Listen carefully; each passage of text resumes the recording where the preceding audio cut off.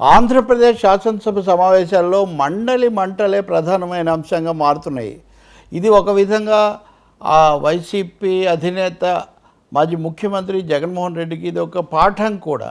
ఎందుకంటే సభకు వచ్చి సమస్యలు లేవనెత్తితే వాటి మీద నిలదీస్తే ఉండేటటువంటి ప్రభావం కానీ వేరుగా ఉంటుంది. అలా కాకుండా అసలు సభను బహిష్కరించి సభ నుంచి దూరంగా ఉండడం వల్ల ఆంధ్రప్రదేశ్ శాసనసభ అనేది నిస్సారంగా ప్రతిపక్ష రహితమైనటువంటి ఏకపక్ష వ్యవహారంగా మారుతుంది.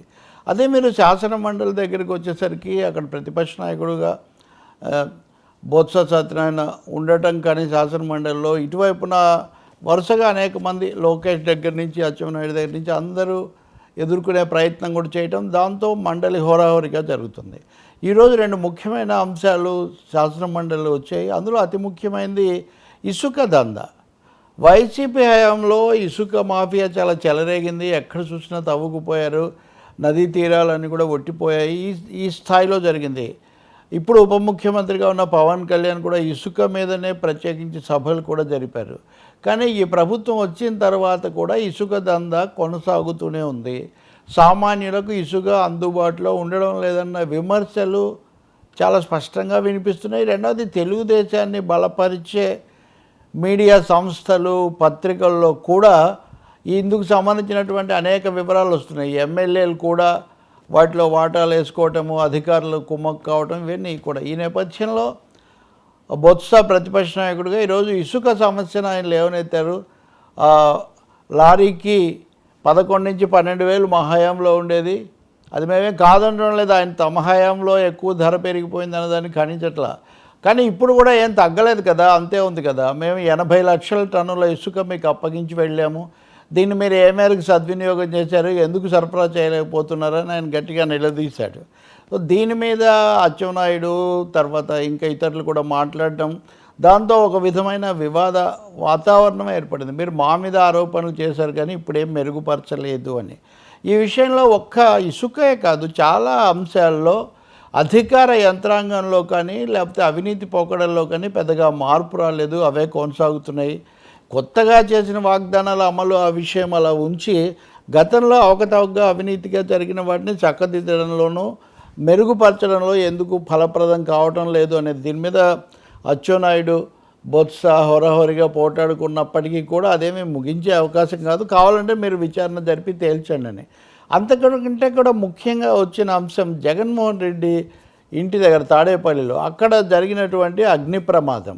మీరు పాత రికార్డులన్నీ కూడా దగ్ధం చేశారు, అందుకనే ప్రమాదం జరిగిందని మంత్రి కొల్లు రవీంద్ర కానీ అచ్చెన్నాయుడు కానీ ఇంకా వీళ్ళు ఆరోపించడం, దాని మీద బొత్స ప్రతిఘటించడం. ఆయన ఏమంటారు అంటే, మీరే కదా అధికారంలో ఉన్నారు, మీరు కేసు కూడా పెట్టారు కదా, మేము ఫిర్యాదు కూడా చేశాం కదా, మీరు ఎందుకు పరిష్కరించారని. మేము కేసు పెట్టాము, మీకోసం న్యాయం చేద్దామని వస్తే కూడా మీరు మాతో వివరాలు పంచుకోవడం లేదంటారు అచ్చెన్నాయుడు లాంటి వాళ్ళు. దీన్ని ఎవరైనా ఎలా పరిష్కారం చేస్తారు? నిజంగా అధికారంలో ఉన్నవాళ్ళు ఒకవేళ అవతలి వాళ్ళు వాస్తవాలు తొక్కిపడుతున్నారు, సహకరించడం లేదు అంటే కూడా అనేక పద్ధతుల్లో వాస్తవాలు సేకరించాల్సి ఉంటుంది.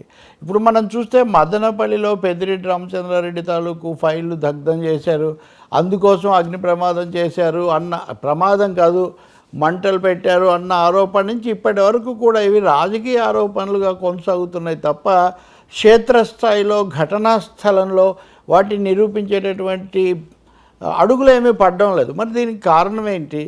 దీని మీద సమర్థంగా చేయటం లేదా, పెట్టాల్సినటువంటి శ్రద్ధ పెట్టడం లేదా, అధికార యంత్రాంగం సహకరించడం లేదా? ఈ విషయం మిగతా చోట్ల ఎందుకు ఇప్పుడు సాక్షాత్తు మండలిలో ప్రతిపక్ష నాయకుడు, ప్రభుత్వంలో చాలా సీనియర్ మంత్రులుగా ఉన్న అచ్చెన్నాయుడు లాంటి వాళ్ళ దగ్గర నుంచి కూడా ఇది వచ్చింది. మరి చివరికి ఎలా పరిష్కారం అవుతుంది మనకు ఇంకా ఇప్పటికి తెలియదు, మనం చూడాల్సి ఉంటుంది. కానీ అంశాల వారీగా ఇవి కొనసాగుతున్నాయి. అలాగే ఫీ రీయింబర్స్మెంట్కి సంబంధించిన అంశం ఇంకొకటి బొత్స ప్రధానంగా తీసుకొచ్చింది, ఈ బుడమేరు ముంపు బాధితులకు ఇంకా సహాయం అందలేదు, మీరు చాలా చెప్పారు కానీ చెయ్యలేదని. మేము ఇచ్చాము, చాలా వరకు మీ దగ్గర ఇంకేమన్నా పేర్లుంటే ఇవ్వండి, మేము చూస్తామని హోంమంత్రి అనిత జవాబు చెప్పినప్పుడు లేదు, వీళ్ళు నినాదాలు ఇవ్వడంతో మళ్ళీ ఒకసారి ఉద్రిక్తత, మళ్ళీ మండలి చైర్మన్ మోషన్ రాజు జోక్యం చేసుకోవటం, మొత్తం మీద మండలి అనేది రోజువారీ యుద్ధంలాగా రణరంగంలాగా మారిపోవటం మటుకు మనము గమనిస్తున్నాం. సభలో అమరావతి గురించి కానీ లేకపోతే ఇలాంటి అంశాలు ఇంకొన్ని ప్రస్తావనకు వచ్చే నిన్న ఆడదాం ఆంధ్రలో అవినీతి లాంటిది వచ్చింది.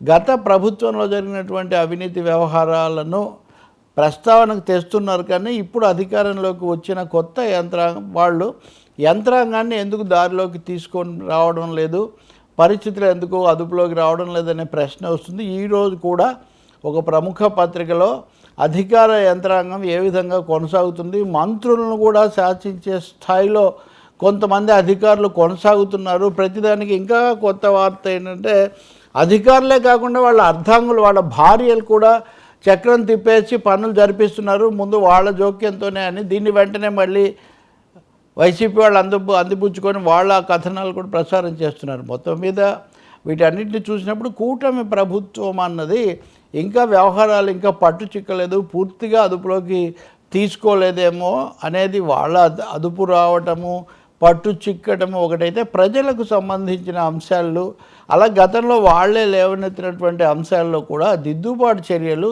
వేగంగా ఎందుకు జరగడం లేదు, అందులో సామాన్యులకు అలాగే పనిచేసేటటువంటి భవన నిర్మాణ కార్మికులకు కూడా కీలకమైన ఈ ఇసుక సరఫరా లాంటివి కూడా ఎందుకు అస్తవ్యస్తంగా కొనసాగుతున్నాయన్న ప్రశ్నకు మటుకు జవాబు రావాల్సి ఉంటుంది.